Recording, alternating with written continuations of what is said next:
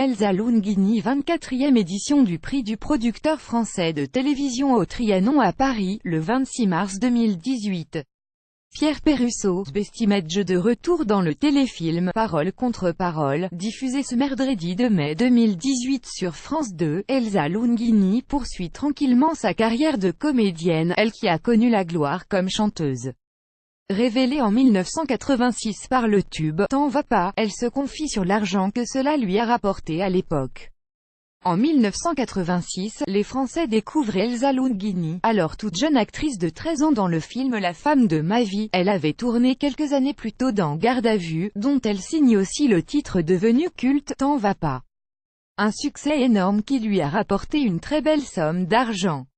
Dans les pages du magazine Gala, Elsa Lunghini revient sur cette période. Pas forcément agréable à vivre sur le moment. J'avais d'ailleurs refusé de chanter au début, j'étais malade de timidité.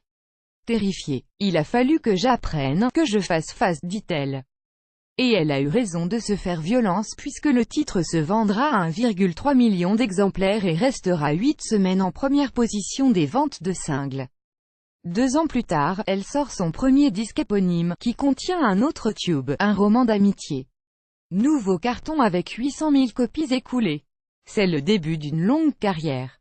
Grâce à ses premiers pas très réussis dans le monde du show business, Elsa Lunghini a pu mettre pas mal d'argent de côté. Comme j'étais mineure, l'argent était versé sur un compte spécial.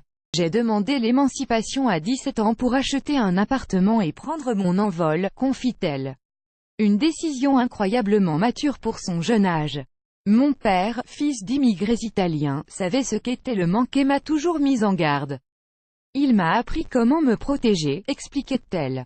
Nul doute qu'elle a transmis les mêmes valeurs à son fils Luigi, né de sa relation terminée avec le musicien allemand Peter Kröner.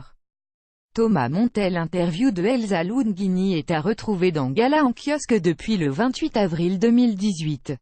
Le 2 mai 2018 11h16. Abonnez-vous à Pure People sur Facebook. Amy Winehouse, émue aux larmes quand elle entend son papa chanter pour elle. Pete Doherty incontrôlable, sa folle virée parisienne quand Taylor Swift se prend pour Brie Van de Camp. Voir les dernières vidéos.